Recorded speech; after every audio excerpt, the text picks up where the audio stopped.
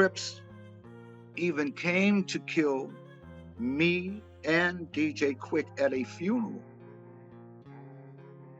in Inglewood. The Compton Crips and the Compton Pyrus were not playing. Crips and the Compton Pyrus were not playing.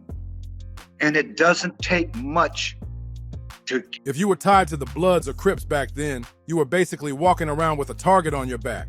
That era was wild, lawless, bloody, and completely unforgiving. And don't think fame could shield you either. Even celebrities got dragged straight into the fire. That's where DJ Quik's story comes in. Pulled up to me and Crawford, and they thought Crawford High C was Quik. When they saw it wasn't,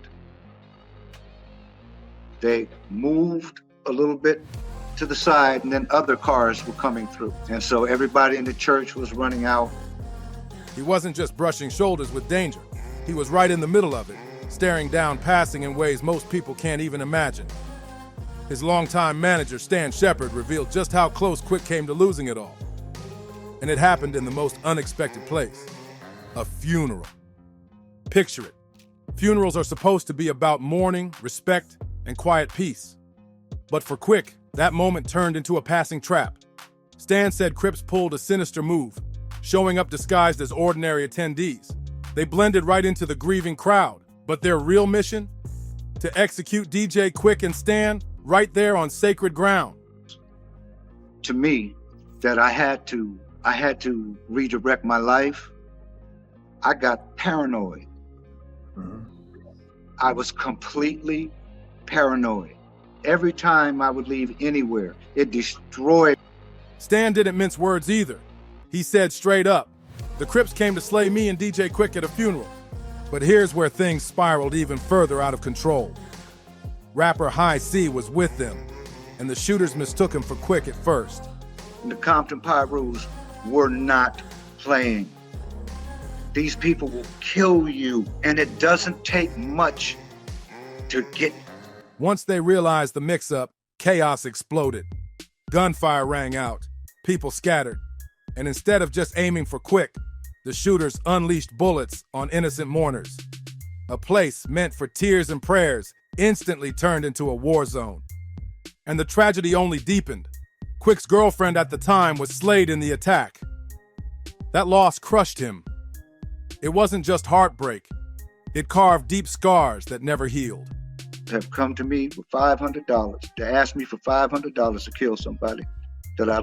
Stan admitted it left Quik suffering with PTSD, haunted by nightmares, always watching his back like danger was around every corner.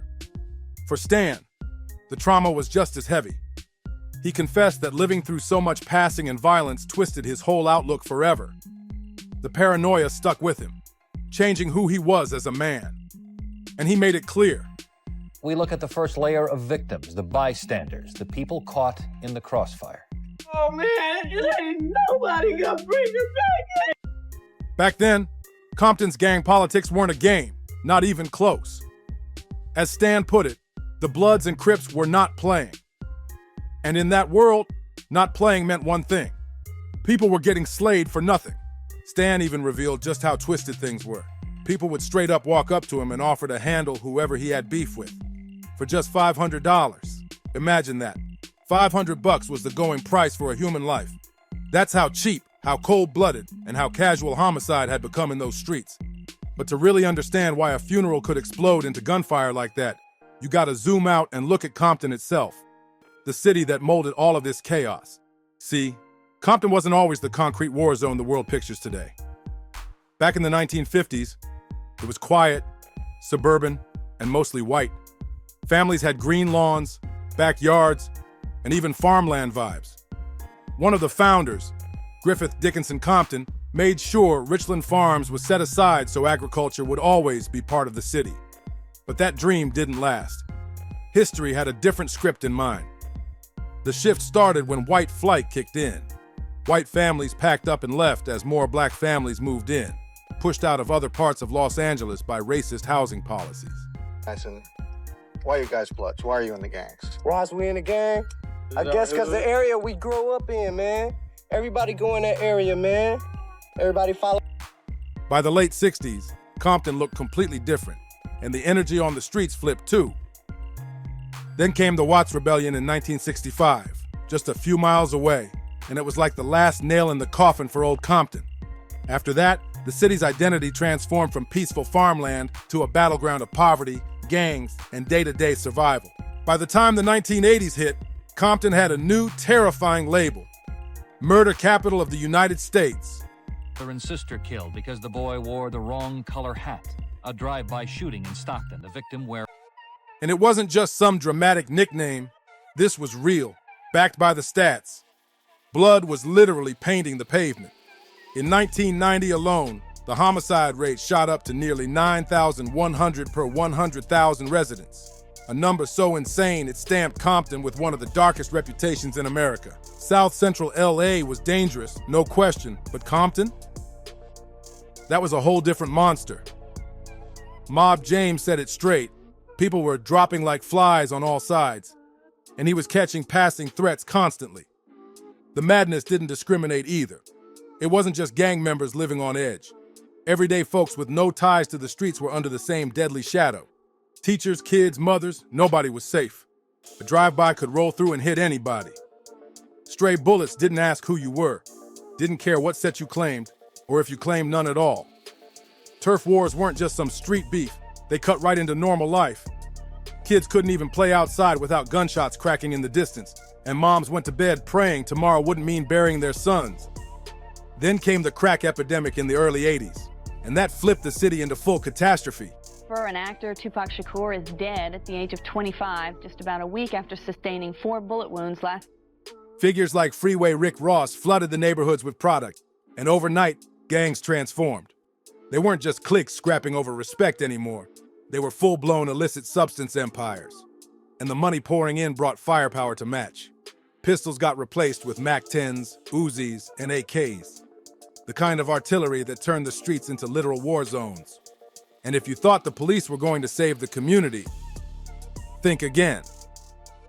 The Compton Police Department had a reputation just as feared as the gangs themselves. Residents whispered about the Jump Out Boys, cops who rolled up and harassed people without hesitation. The corruption was so rotten that by 2000, the entire department got disbanded and replaced by the LA County Sheriff's Department. That's how bad it was. The system itself collapsed. Sure, there were efforts to put a dent in the madness, like the Gifts for Guns program, which pulled thousands of weapons off the streets. But in reality, that was like slapping a Band-Aid on a gunshot wound. The violence didn't stop. It just kept raging. And at the very center of all that chaos stood the Bloods and the Crips, two colors that rewrote Compton's identity. News overnight, Grammy-nominated rapper Nipsey Hussle shot and killed outside his own clothing. Blue and red weren't just colors anymore. They became life-or-death flags, symbols that could decide your fate in a heartbeat. The roots of this bloody rivalry stretch back to the early 70s, around 1971 in Los Angeles, when the Crips were born. It started with guys like Raymond Washington and Stanley Tookie Williams, who pitched the gang as a form of protection, a brotherhood against the chaos. But what began as defense quickly turned into domination. Tookie especially ruled with fear. Terror was his calling card. The Bloods rose up not as copycats, but as a counterpunch. The Piru Street Boys had had enough of Crip aggression, enough of being pressed and brutalized. They weren't going to fold. They fought back. And that fight gave birth to a war that rewrote the streets forever. Once the lines were drawn, those colors, red and blue, became something deadly. They weren't fashion choices anymore. They were flags. They were warnings. They were life or death symbols. Wearing the wrong color in the wrong neighborhood was like signing your own passing certificate. And here's the crazy part. It wasn't just gang members who had to worry.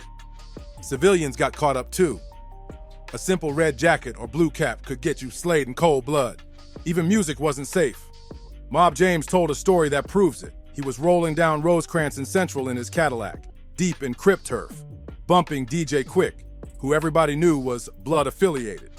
That one choice of song turned his whole car into a target. In seconds, shots rang out, all because of what was blasting from the speakers. Imagine risking your life over a beat. To go spend some time with my dad when I was like maybe 4 years old. You taught me how to make a paper airplane. But in the middle of all this madness, there was a moment, brief but real, when peace felt possible. They called it the Watts Truce of 1992, and it happened just days before the Rodney King riots lit the city on fire. Gangs like Bounty Hunters, Grape Street Watts, Hacienda Village, and PJ Watts met inside a Muslim mosque and signed an actual treaty. And this wasn't some casual street handshake. They modeled it after the Israel-Egypt armistice. For a split second, it looked like history was shifting, and for a while it did. The following year, gang-related passings in LA dropped by 10%. It might not sound massive on paper, but for a city that hadn't seen homicide rates drop since 1984, it was historic. The Watts Truce sparked unity picnics, where sworn rivals broke bread together, laughed, and for the first time in years, families felt like the community might actually heal. Mothers finally breathed a little easier, and kids could play outside without that constant fear in the air. But that fragile peace didn't last. The problems ran way deeper than red and blue rags. The system didn't shift fast enough. Broken promises stacked up. Poverty, joblessness, and endless police harassment crushed the progress. And underneath it all, the hate was too ingrained, too old, too bloody to wash away. Within months, the streets slid right back into red versus blue warfare. Bullets tore through neighborhoods, funerals stacked up again, and the violence started swallowing more than just nameless soldiers. It came for hip-hop legends. Mixing vinyl, you kind of had to have innate sense of rhythm to do that. I could put on 2 records and blend a 3rd record with it, you know what I'm saying, or overdub cassette with it and have. Tupac Shakur's passing in 1996 rocked the world, but the roots still trace back to the Blood and Crip conflict.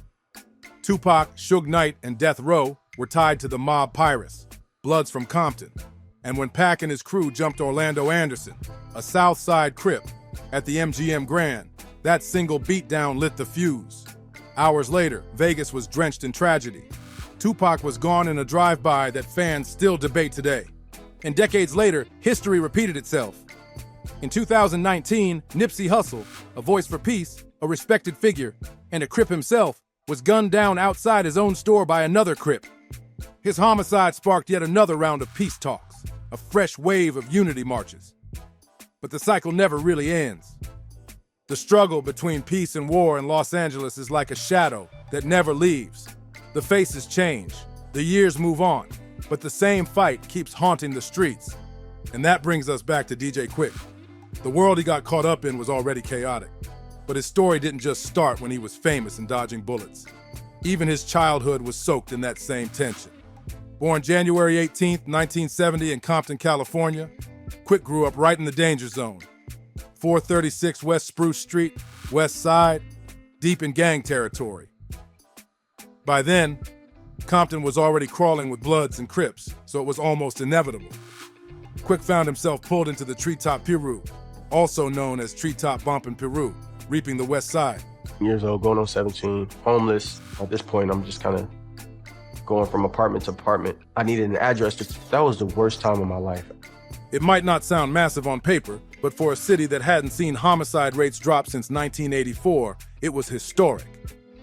The Watts Truce sparked unity picnics where sworn rivals broke bread together, laughed, and, for the first time in years, families felt like the community might actually heal. Mothers finally breathed a little easier, and kids could play outside without that constant fear in the air. But that fragile peace didn't last. The problems ran way deeper than red and blue rags. The system didn't shift fast enough. Broken promises stacked up. Poverty, joblessness, and endless police harassment crushed the progress. And underneath it all, the hate was too ingrained, too old, too bloody to wash away. Within months, the streets slid right back into red versus blue warfare. Bullets tore through neighborhoods, funerals stacked up again, and the violence started swallowing more than just nameless soldiers. It came for hip-hop legends. Tupac Shakur's passing in 1996 rocked the world, but the roots still traced back to the Blood and Crip conflict. Tupac, Suge Knight, and Death Row were tied to the mob Pirates, Bloods from Compton. And when Pac and his crew jumped Orlando Anderson, a South Side Crip, at the MGM Grand, that single beatdown lit the fuse. Hours later, Vegas was drenched in tragedy. Tupac was gone in a drive-by that fans still debate today. And decades later, history repeated itself. In 2019, Nipsey Hussle, a voice for peace, a respected figure and a Crip himself, was gunned down outside his own store by another Crip. His homicide sparked yet another round of peace talks, a fresh wave of unity marches. But the cycle never really ends. The struggle between peace and war in Los Angeles is like a shadow that never leaves. The faces change, the years move on, but the same fight keeps haunting the streets. And that brings us back to DJ Quik. The world he got caught up in was already chaotic. But his story didn't just start when he was famous and dodging bullets. Even his childhood was soaked in that same tension. Born January 18th, 1970 in Compton, California, Quik grew up right in the danger zone, 436 West Spruce Street, West Side, deep in gang territory. By then, Compton was already crawling with Bloods and Crips, so it was almost inevitable. Quik found himself pulled into the Treetop Peru, also known as Treetop Bomp in Peru, reaping the West Side. Quik would later confess that signing with Profile Records was both a blessing and a curse. On one hand, it launched his career to the next level.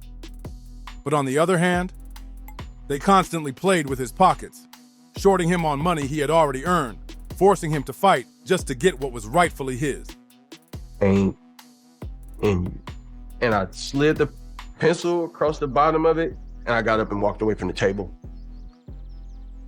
Even with the label drama, Quik made his mark instantly. His debut album, Quik Is the Name, went crazy, fueled by hits like Toe Night and Born and Raised in Compton. The project shot up the charts, peaked at number 10, and went platinum, cementing him as one of the West Coast's freshest voices. But while his music was blowing up, his gang ties and fiery attitude kept dragging him into wild trouble. In 1991, he pulled off one of the most infamous performances of his career in Denver, Colorado, at the Event Center on East Colfax Avenue, a strip already crawling with crime and heavy gang activity from sets like the Trey Crips.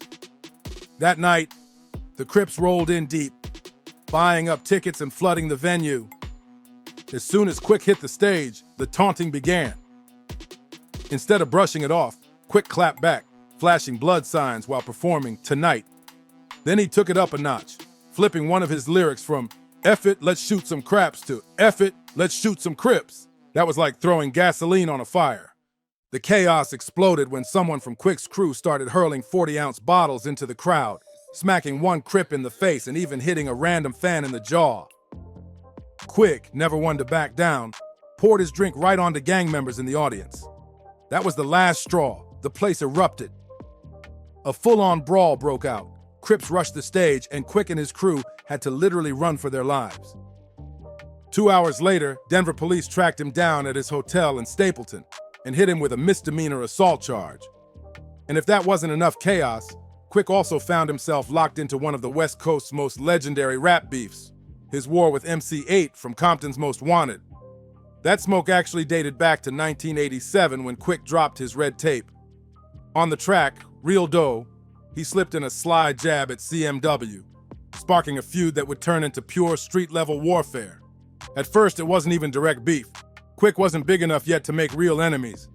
But once his mixtape started moving through the streets, that slick little line got noticed, and MC8 wasn't about to let it slide.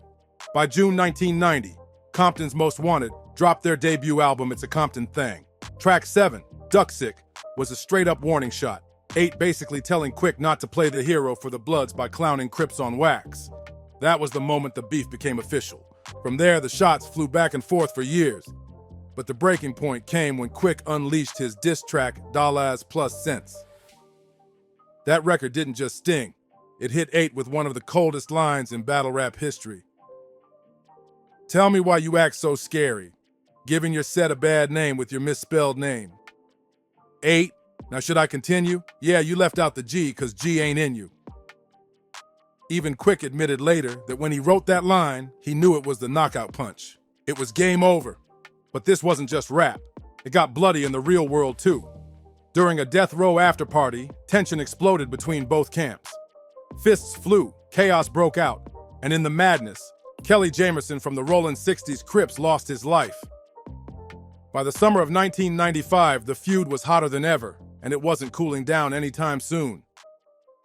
Then came the infamous Source Awards on August 3rd, 1995, at the Paramount Theater in New York City.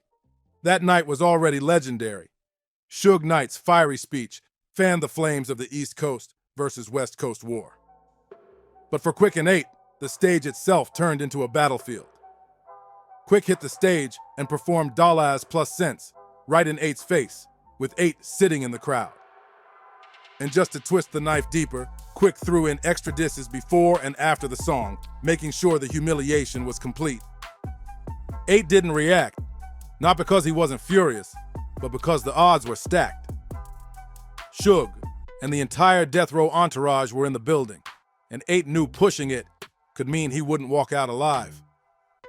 It was one of those nights where survival mattered more than pride. But here's the thing. Time has a funny way of flipping everything around. After the world watched the devastating homicides of Tupac and Biggie, even the deadliest rivalries started to look small compared to that kind of loss. The streets were tired of funerals, and slowly, even Quik and 8 found common ground. In one of the most shocking full-circle moments in West Coast rap history, Quik and Problem dropped their collabo album Rosecrans in 2017. And who popped up on not one, but 2 tracks, MC8. Hearing them side by side on songs like Central Avenue and Funny How Nin's Gonna Change Things left fans stunned, but at the same time it felt right, like history finally balanced itself out. It proved that no matter how bloody, how bitter, or how deep the beef, time really can heal wounds and turn enemies into allies. What do you think about this wild story of chaos, survival, and redemption? Drop your thoughts in the comments, hit that like button, subscribe, and share. And I'll catch you on the next video.